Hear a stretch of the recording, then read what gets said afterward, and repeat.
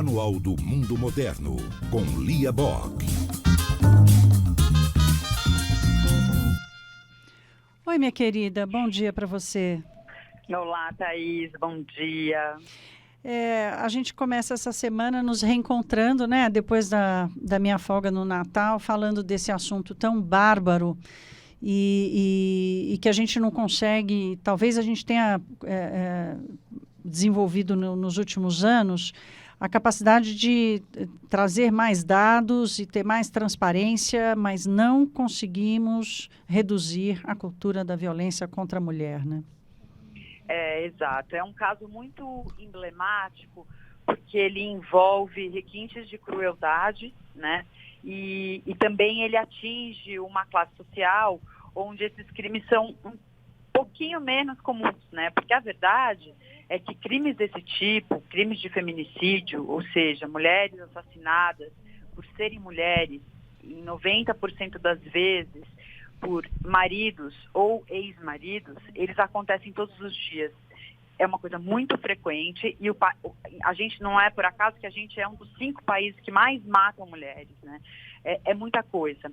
A forma como a gente lida com isso, ela tem melhorado, é verdade, né? A gente tem a Lei Maria da Penha de 2006, que tem mudado, principalmente facilitado para conseguir a medida protetiva, que é importante, né?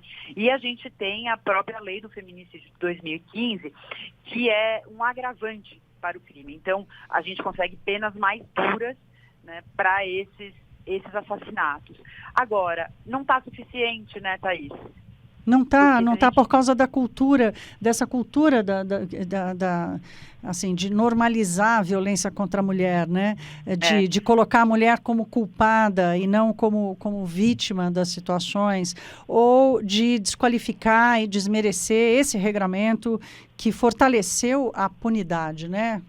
Vivíamos um período de extrema impunidade, temos a Lei da Maria da Penha, temos a qualificação do feminicídio, mas temos juízes que desprezam a legislação. Exatamente. O caso do juiz, foi legal você trazer esse exemplo, porque o caso do juiz Rodrigo de Azevedo Costa, que desdenhou recentemente, a gente viu o vídeo, né, ele desenhando da Lei Maria da Penha, ele é muito emblemático, né? A gente tem um dado no Brasil de uma alta de 7% de 2018 para 2019 em feminicídio, ou seja, está crescendo, né? Aí a gente pega um juiz que está atendendo um caso onde tinha medida protetiva, ou seja, existia um risco para essa mulher, existia uma violência, e ele desdenha daquela maneira da lei. Isso é tão negativo, isso de uma forma indireta autoriza esses homens a terem atitudes machistas, a tratarem a mulher como posse, a diminuírem também a lei, né? A acharem que ela não tem importância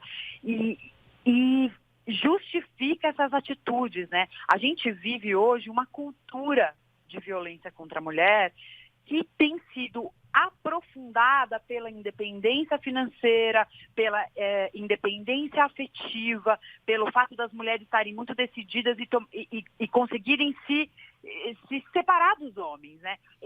Essa vantagem que a gente tem hoje em dia, esse poder que nos foi dado, essa igualdade ao qual chegamos, ela tem aumentado os casos de feminicídio. Por quê? Porque os homens não estão acompanhando esse raciocínio, isso é muito importante, né? Os homens ainda estão presos naquela cultura de que a mulher é posse, que se não é deles, não vai ser mais de ninguém, né? De que em briga de marido e mulher não se mete a colher, de que violência faz parte. Existe uma cultura desse raciocínio no Brasil, e é isso que a gente tem que quebrar. E quando a gente vê o judiciário tratando uma das partes daquela maneira como o juiz Rodrigo Azevedo tratou, ou mesmo voltando lá no caso Mari Ferrer, como ela foi tratada, a vítima foi tratada pelo promotor. Isso tudo nós estamos falando do judiciário brasileiro, minha gente. Nós estamos falando do juiz, de quem decide, de quem está lá para proteger as pessoas, de quem está lá para zelar pela justiça, né? Isso é muito grave. E não é à toa, aí eu queria contar uma coisa positiva, Thaís, que existe um projeto na Câmara hoje que chama Estatuto da Vítima. Ele está tramitando no Congresso, ele foi idealizado por uma equipe multidisciplinar com advogados, psicólogos, políticos, juízes. E qual é a meta do Estatuto da Vítima? É despertar o olhar das autoridades para a vítima, porque hoje a gente tem um tratamento no judiciário, o que é tratado é o crime e o réu. A vítima, ela fica praticamente largada, isso quando ela não é maltratada, isso quando ela não é transformada em culpada, como Sim, por exemplo... quando há a inversão, né? A inversão não é a inversão dos fatos ou do ônus da prova, é a inversão da narrativa da história, ou mesmo da motivação do crime, né? Dos valores mesmo, dos valores, né? Então, qual que é a meta desse estatuto? Ele é muito interessante, porque parece bobagem, você fala assim, não acredito que estão sugerindo um cursinho para juiz ter empatia com as vítimas. Sim, estão sugerindo um curso para juízes terem empatia com a vítima.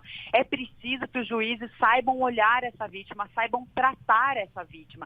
E a gente tem visto que, e eu acho até que a pandemia trouxe muito esses vídeos, né? De alguma forma eles ficaram mais acessíveis, porque a gente tem visto com mais frequência, mas isso está pelo Brasil afora. Né? Isso está em todos os lugares o tempo todo, isso não é recente, não começou hoje. Hoje a gente só está vendo isso. Né? Então, ele propõe esse olhar de mais empatia com a vítima e o que fazer com a vítima. Não só como tratar, mas nós estamos aqui para reparar a vítima. Ou mesmo se o réu não for considerado culpado, não significa que a vítima, então, é culpada. Né? Significa Sim. que tem uma outra leitura.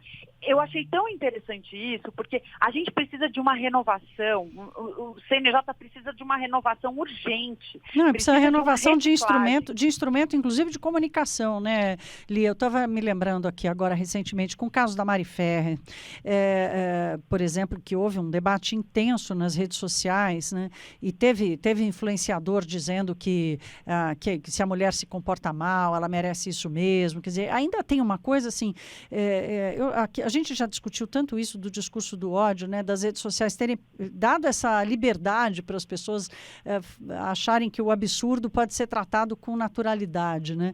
Então, nós, mulheres e os homens e o Poder Judiciário precisa de instrumento, inclusive de comunicação, para lidar e para conversar com a sociedade sobre a melhor forma de combater isso, né? Exatamente. Para que a gente tenha um efeito, né? Um efeito real, porque se a gente está vendo que a independência feminina está levando a mais feminicídio, a gente precisa trabalhar para mudar esse cenário, né? Senão só vai piorar.